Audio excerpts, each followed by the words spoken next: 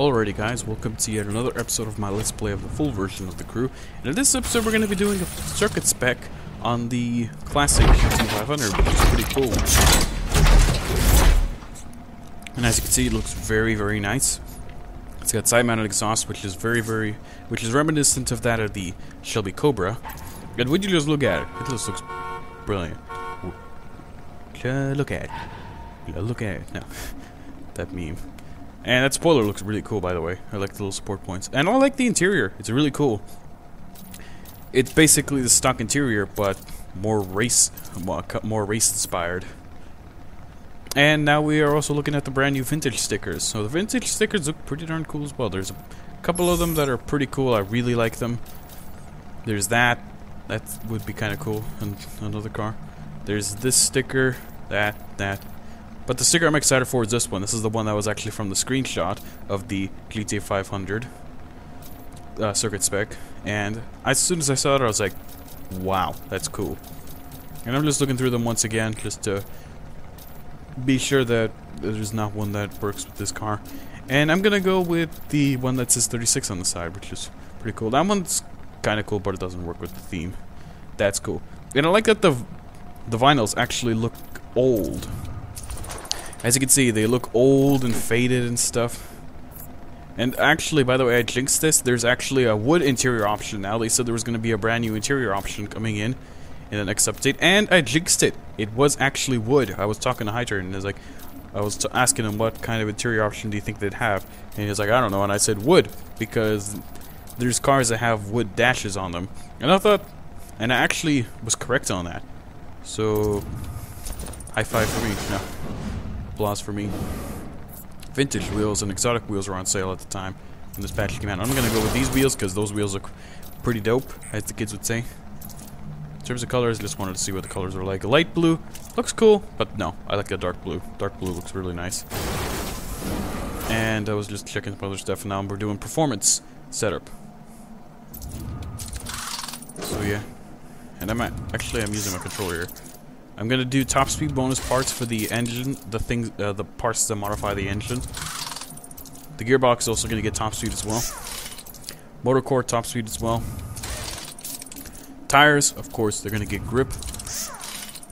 Brakes are gonna get acceleration bonus, which is appropriate, I guess, because lighter brakes can make the acceleration of your car better. Differential, we're gonna go acceleration bonus or grip bonus, I don't know. I think that's acceleration bonus. Is that what I'm looking at? I don't see what I'm looking at. I was probably talking to someone at the time, I guess. Maybe looking off on the screen because I didn't have my mic on. I just recorded this previously. And yeah. And there we go. It's finally done. The GT500. It's a humongous difference between the stock one and the this one. It's so low, it's got such a low ride height now. That's ridiculous. This is actually before I was using the new camera view.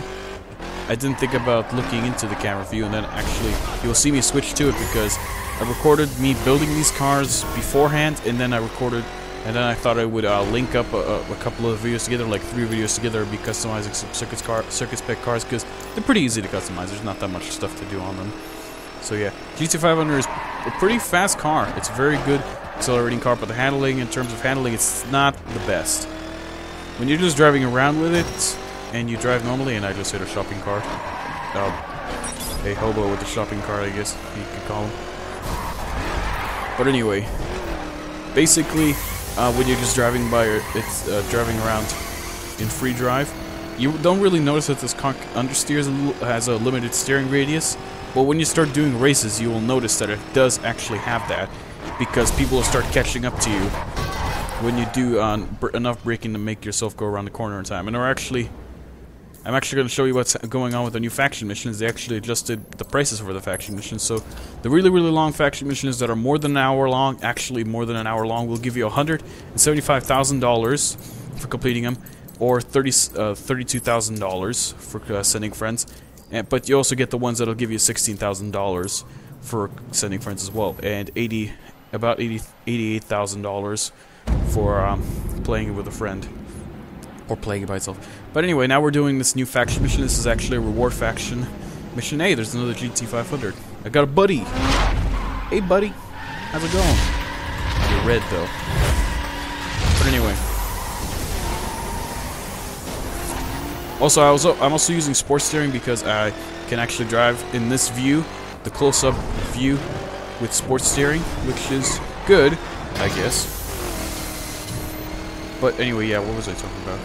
But yeah, it's kind of cool that they adjusted the prices of the faction missions, because people were probably complaining that it was not very easy to get money. It was kind of difficult to get money, but it wasn't exactly completely true. I mean, it's just, I guess the people were complaining that they were not getting as much money as they thought they should from completing the faction missions. And so yeah, they adjusted the prices in some of them. But actually there's one faction mission, the Fugitive. I believe it's the Fugitive, the one that is an hour long, but can be completed in like 30 minutes. And it will give you like $176,000 for and you could do that like every 30 minutes. But I'm pretty sure they're gonna patch it out sooner or later, because it's been noted on the forums that that you could exploit that event. But honestly, I told them about that. I never bothered to check to see what the developers actually said. The moderators said about my post. But basically what I said is, think of those approximate time things as like a GPS point. Like you're driving to an area, and depending on how fast you go, like if you drive like you obey the speed limit of like 60 miles per hour, 65 miles per hour, then you will get there at the ETA estimated time that the GPS says. But if you go a little bit over the speed limit, maybe about 10 miles per hour or so, then you're gonna actually get there a little bit faster.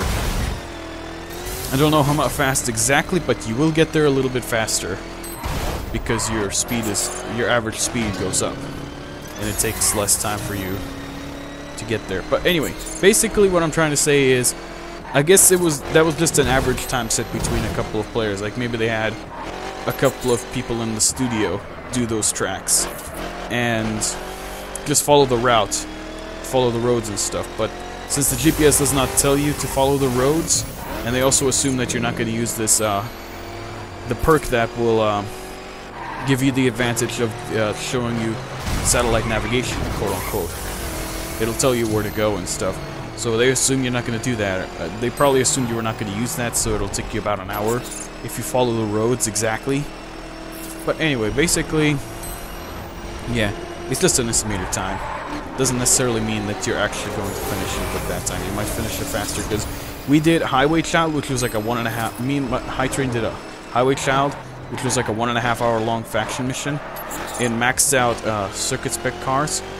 And we were actually kind of got stopped a couple times, because one of my other friends plays the game as well, and we got into a slight argument with him, but we sorted it out. No worries, guys. We got us into a slight argument with him, and yeah, we were stopping a couple times to invite him to the chat and stuff. So basically, it was not a perfect run after all, but we managed to complete the race in about 67 minutes, which is which is not even 1.5 hours. It's slightly above an hour. I'm pretty sure if we did not get disrupted during that race, we would have been able to finish that race in probably about an hour, maybe even less, which goes to show that the average time must be, if you follow the route and you use the lowest car level possible, for the event to be in normal, like 749. If you do it like that. If you use 749, you're going to be slower, and it's going to take a bit longer for you to complete the mission. And if you don't take shortcuts, really, then it will, of course, it will take longer for you to complete the mission as well. But Highway Child was the other one that was not terribly long, just an hour long instead of an hour and a half. So I say they were about 50%. 50%. That's not even 50%. Maybe about 25%. Their expectations were about 25% above what they thought, what it actually is for some of the events. But like I said, there's many different things that can be accounted for with those races. Like your car level can be accounted for as well, because you'll take less time to get there with a higher car level, because top speed for circuits cars will be higher with that.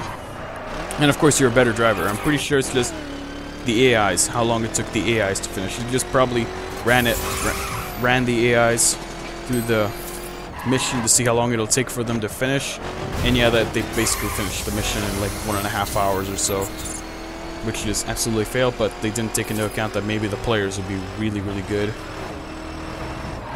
And so, because I remember in Highway Child, we were like at one point we were like 6 miles away from the AI racers, which is crazy when you think about it. And there's also rubber banding on the AIs, I believe, because so at some points they managed to catch up at random times, even though you're full throttling.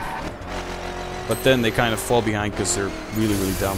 So anyway, if you guys enjoyed this video, thanks for give the video a like and stuff, and I'll see you guys in the next one. Goodbye.